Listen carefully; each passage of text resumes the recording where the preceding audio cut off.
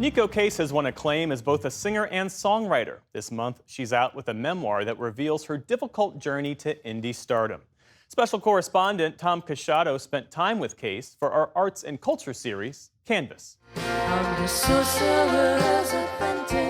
Nico Case's new memoir is called The Harder I Fight, The More I Love You.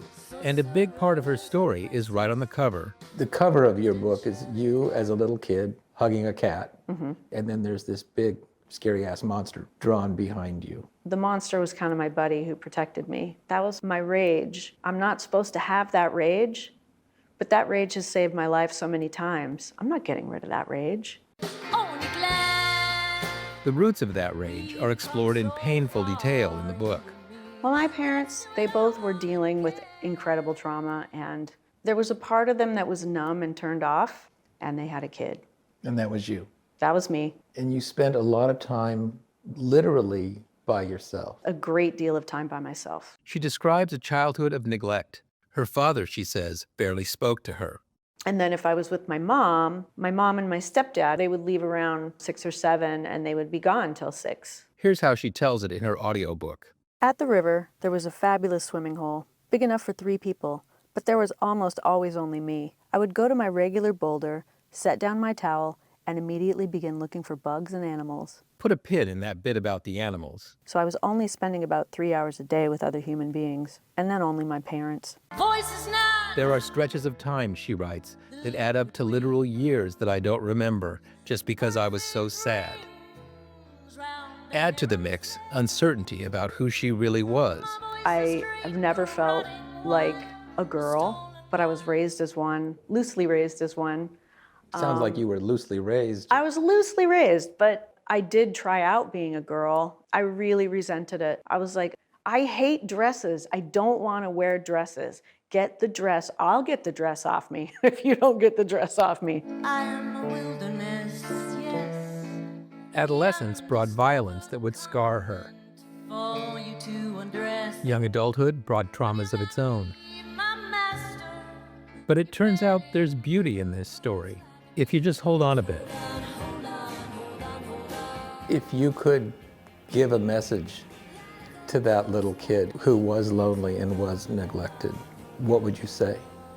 I would say, don't worry, you're going to play rock and roll. And I know I can't run this bright forever. Play rock and roll she does, but Nico Case has a voice that can just as easily nail the lonesome in a Hank Williams cover. Oh Lord, if you hear me, please hold to my hand. Rolling Stone once called her a punk dropout who became indie's greatest singer. She started out as a punk drummer and writes lovingly about punk acts that inspired her, like Flat Duo Jets. The Flat Duo Jets are everything to me. I just remember feeling like whatever the yearning was now had a face and a sound. But she was influenced by a lot more than punk. I was helped very much by Trio Bulgarka. 3 women who are Bulgarian who sing harmonies, and they use a lot of drones. That sound was really deep. It's very beautiful, but also alarming, almost. Nothing quite so poison as a promise. When you're performing, do you ever want to be or strive to be alarming? I'm actually really glad you asked that. In our society and our culture, women tend to go for beautiful sounds. I'm working on a new record right now, and I'm definitely trying to not be so worried about hitting a really good note or sounding lovely. Her memoir, too, sometimes seems to strive not to be lovely. And It occasionally fails, especially in the parts about her lifelong antidote to loneliness. Remember she mentioned seeking out animals? I actually found myself making a list of the animals we meet in your book. Buffy the dog, Bubba the dog, Stonia the dog, Scratsy the cat, if I'm Shratsy. Shratsy the cat, Cammy the cat, Frank the turkey, This is just a partial list, mind you.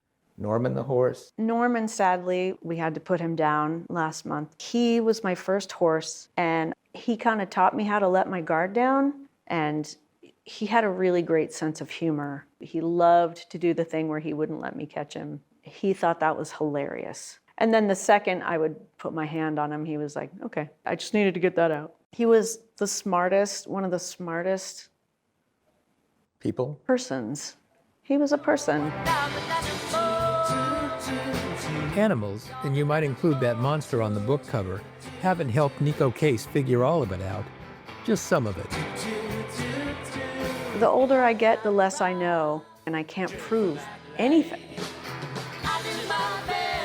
But knowing who you are is a really big deal. Yes, there are things I'm still quite sure of. I'm a gender fluid person, for sure, and I do know that I'm part of the earth, and I am literally a mammal. And that is so comforting. Not everything is so dire. We're all animals. Toward the end of the book, she makes a list of some of the things she's seen on the road, some inspiring. Pelicans suddenly rising like a swarm of army choppers over a sea cliff in Santa Cruz. Some she found hurtful, Hate speech billboards put up by Christians in Missouri. some spectacular if worrisome, Acres of migrating endangered cranes out in stubby fields and wetlands. some not exactly applicable. Signs telling me to reverse my vasectomy. And considering the trauma and confusion she's endured, she comes to a not entirely expected conclusion. What a staggeringly beautiful world. For the PBS NewsHour, I'm Tom Casciato in New York City.